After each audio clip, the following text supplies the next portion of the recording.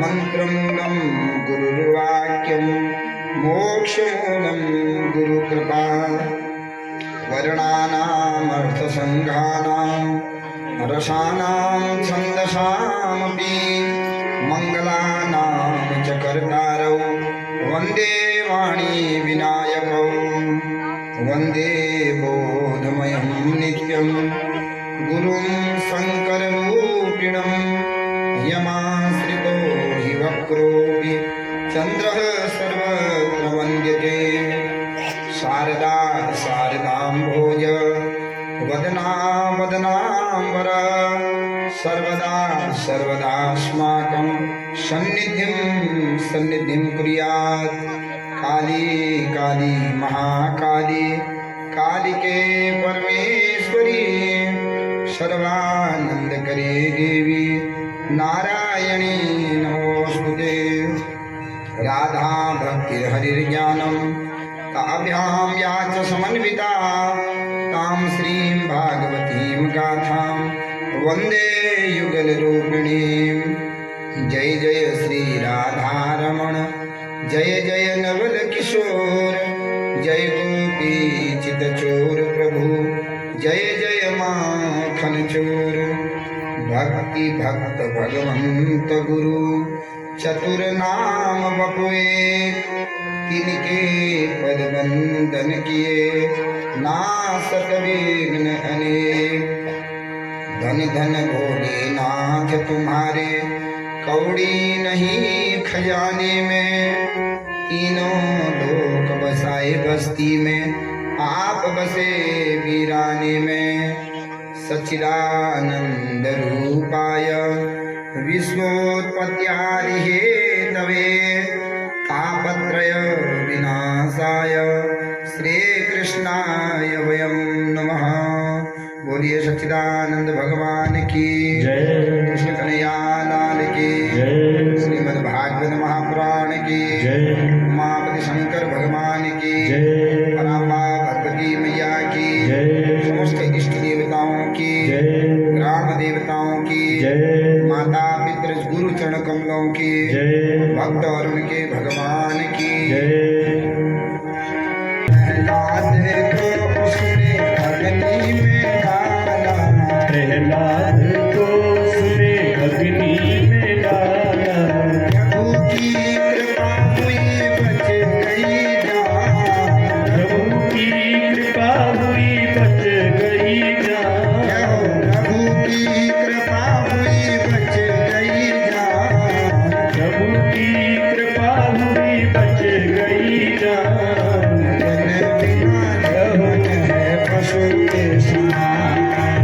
बिचारी को पुत्र के अधीन बना दिया और पुत्र भी मार दोगे तो वो स्त्री कैसे जिएगी। इसलिए महाराज आप ऐसा न करो। स्त्री पति का शोक सहन कर लेती है लेकिन पुत्र का शोक कभी सहन नहीं कर सकती है। महाराज मुझसे जानो, मेरे सामने 5-5 पांडव है लेकिन फिर भी मेरे संभालने वाले 5 पति है, फिर भी मेरे पुत्र का शोक मेरे हृदय को हर समय जो है मुझे मार रहा है महाराज, पुत्र शोक। इसलिए महाराज ऐसा न करो, मेरे तो पुत्र मर गए, कम से कम पति संभालने वाले हैं, इसकी माँ का तो कोई संभालने वाला नहीं रहेगा। महाराज उसका श्राप क्या होगा, उसी का तो लगता है श्राप हाई। इसलिए महाराज ऐसा न करो। धर्मराज युधिष्ठिर भी कहते हैं ऐसा न करो। अब चक्कर में फंस गए, मारूं तो पत्नी और बड़े भैया का अवहेलना हो जाएगी, न मारूं तो संकल्प की अवहेलना हो जाएगी। भगवान से पूछा क्या करूं। भगवान कहते हैं, शास्त्र कहते हैं ब्रह्म बंधु न हंतव्य, जो ब्राह्मण है उसका कभी भी वध नहीं करना चाहिए। और दूसरे श्लोक में कहते हैं आतताई बधारणा, जो आतताई है, आतताई किसे कहते हैं, मत्तम प्रमत्तम उन्मत्तम स्त्रियम बालम जड़म रिपुम। मत्त माने पागल को, मत वाले जो मदिरा पी करके मस्त है तो उसको मार दोगे तो वह अधर्म है। पीछे से वार करने वाला, सोए हुए को मारने वाला, स्त्री को मारने वाला, बालकों को मारने वाला, यह कहा गया आतताई। पर आतताई कोई भी हो उसका वध कर देना चाहिए। कृष्ण की बात सुन करके अर्जुन कहते हैं आप जैसे टेढ़ी टांग है बात भी ऐसी टेढ़ी कर रहे हो। एक तरफ कह रहे हो मन मान नहीं मारना चाहिए, दूसरी तरफ कह रहे हो मार देना चाहिए, क्या करना चाहिए। भगवान कहते हैं महाभारत युद्ध के समय भी तुमने मुझे सारथी बना के दोनों सेनाओं के बीच में रथ रुकवाया। उस समय मैंने तुमको दिव्य 700 श्लोकों में गीता का ज्ञान दिया, और अगर वो गीता तुमने सुनी तो गीता में सभी प्रश्नों का उत्तर मिल जाता है। क्योंकि गीता सुगीता कर्तव्य किमन्यई शास्त्र विस्तरई, अगर एक गीता का ही ज्ञान हमको हो गया तो किमन्यई शास्त्र विस्तरई, तो और शास्त्रों की आवश्यकता क्या, क्योंकि सारे शास्त्रों का रस क्या है गीता में रखा है, सब शंकाओं का समाधान गीता में। अर्जुन समझ गए, गीता में लिखा है दूसरे अध्याय में कि संभावितस्य चा कीर्ति ही मरणान इतिरिच्यते, जो संभावित माने जो ज्येष्ठ श्रेष्ठ है, प्रतिष्ठित व्यक्ति का मारना अच्छा नहीं होता, बड़ी सभा में उसका अपमान कर दो वही उसकी मृत्यु होती है। अश्वत्थामा की शिखा काट दी, मणि थी सिर में मणि निकाल दी, धक्का दे करके भगा दिया, निकलो यहाँ से। अश्वत्थामा का अपमान हुआ, बड़ा बुरा लगा कि पांडवों के पुत्रों को मैंने मार दिया है, समय आने पर पांडव अपने आप मर जाएंगे, अब क्या करना है।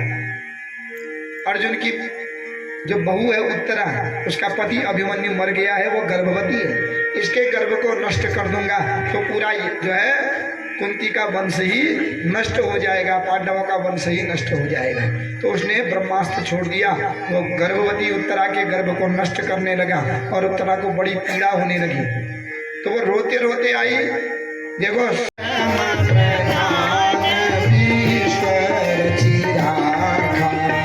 कर्म प्रधान ईश्वर चिराखा, जो जस करहि सो तस फल चाखा, जो जस करहि सो तस फल चाखा, जो जस करहि सो तस फल चाखा, जो जस करहि सो तस फल चाखा,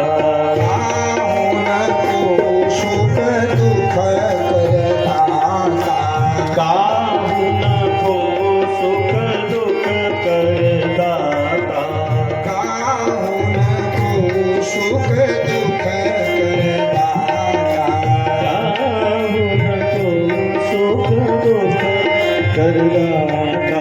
ये मनुष्य है, क्योंकि सत्संग करता नहीं, और जब तक सत्संग करेगा नहीं तब तक उसको विवेक की प्राप्ति होगी नहीं। तो विवेक किसे कहते हैं, कल भी आया था, विवेचनम विवेक, विवेचन करना ही विवेक होता है कि सत्य क्या है असत्य क्या है। नहीं होगी कि जब मैं इस संसार में आया कितना लेकर के आया, और जब ले जाऊंगा तो कितना ले जाऊंगा, इसी का नाम विवेक है, और कोई विवेक थोड़ी है विवेचन करना कि मैं कितना लेकर के आया। सब जोड़ा हुआ अपने उसमें रह जाए, यहीं रह जाएगा। नास्त में चिता में नग नहीं आए हैं, नग नहीं जाएंगे, है कि नहीं। कोई लगाता है क्या, गालों को पहनना, कोई बूढ़ी मर गए, सबने पहले गालों को खनल पा दिया, अरे फिर बूढ़ी ध्यान नहीं देता, गाला का सब खोल दिया। जिसने जोड़ा उसको फेंक रहे हैं, और जो चीज जोड़ा उसको अंदर रख रहे हैं, यही तो माया है कि नहीं। तो इसलिए क्या ले जाना है साथ में, क्या यही रह जाना है, इसी का नाम है विवेक, विवेचनम। विवेक की प्राप्ति कब होगी, जब हम सत्संग जाएंगे। और सत्संग कब मिलेगा, जब भगवान की कृपा होगी, तभी हमको सत्संग मिलेगा। बिना भगवान की संगति कृपा से कुसंग मिल जाएगा।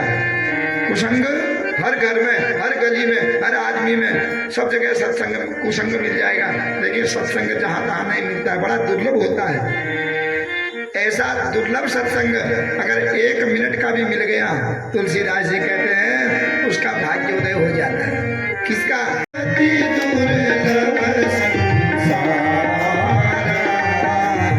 सत्संगति दुर्लभ संसार,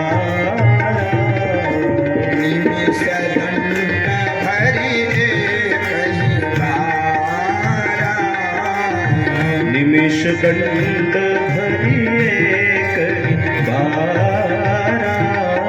गुरुजी, हमारे माता पिता और हमारे टीचर कहते हैं कि हमें अपने माता पिता और टीचरों की आज्ञा का पालन करना चाहिए।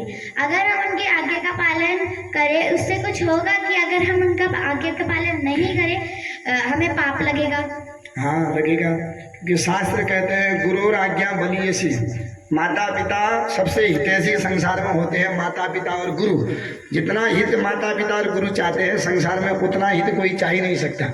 कोई माँ यह नहीं समझती कि मेरा बच्चा कुमार्ग पर जावे, अनपढ़ रहे या व्यर्थ में घूमे। हर माँ चाहती है मेरा बच्चा जो है अच्छी विद्या पढ़े, अच्छे पद पर जावे, क्योंकि माता पिता टोकते किसके लिए? बच्चा थोड़ा मेहनत करेगा, अच्छे मार्ग पर जाएगा, अच्छी नौकरी लगेगी, कल के दिन उसका जीवन ही सुखमय होगा। गलत मार्ग पर चले गया तो उसका जीवन क्या हो जाएगा? गलत हो जाएगा।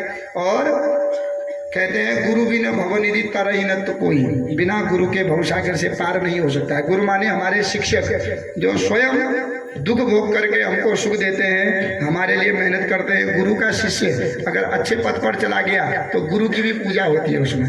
तो माता पिता और गुरु से हितकर संसार में कोई हो ही नहीं सकता। मित्र 4 दिन के होते हैं। विद्यालय में जाओगे अलग क्लास में अलग मित्र हुए, उससे बड़ी क्लास में गए अलग हो गए, कोर्स करने गए वहाँ अलग हो गए। तो मित्र हित। मेरी माँ हमेशा कहती है कि हमें सच बोलना चाहिए। क्या सच बोलने से भगवान खुश होते हैं?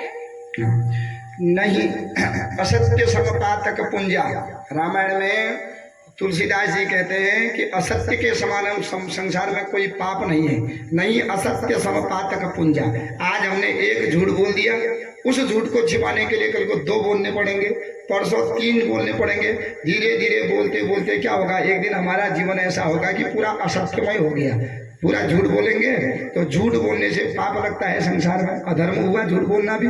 इसलिए प्रियम बुरियात, सत्यम बुरियात, प्रियम बुरियात, न बुरियात असत्यम अप्रियम, नीति कहते हैं। सत्य बोलना चाहिए, प्रिय बोलना चाहिए, और कभी भी ऐसा जो है असत्य नहीं बोलना चाहिए कि जिससे मनुष्य की मर्यादा नष्ट हो जावे। तो इसलिए सदा सत्य का ही पालन करना चाहिए। पृथ्वी सत्य पर ही टिकी हुई है, असत्य पर नहीं टिकी हुई है। असत्य पर अगर टिकती तो आज कौरवों का वंश बहुत आगे बढ़ता। पांडव सत्य पर चले, 5 ही थे, लेकिन आज पांडवों का ही वंश बढ़ रहा है। राजा परीक्षित की कथा आ रही है, नहीं तो युधिष्ठिर जो है उनके पुत्रों की, कौरवों की कथा आती, धृतराष्ट्र के पुत्रों की कथा आती। असत्य पर चले, 100 थे, तो असत्य पर चलने के कारण क्या हुआ? 100 के कौरवों का नाश हो गया है। इसलिए यह तो धर्मस्तत्व जय, जहाँ सत्य है भगवान भी उसी का साथ देते हैं और सत्य की जीत होते हुए आई है। भगवान की है आरती, पापियों को पाप से है तारती। श्री भागवत भगवान की है आरती, पापियों को पाप से है तारती। ये अमर ग्रंथ, ये मुक्ति पंथ, ये पंचम वेद वाला, नव ज्योति जलाने वाला।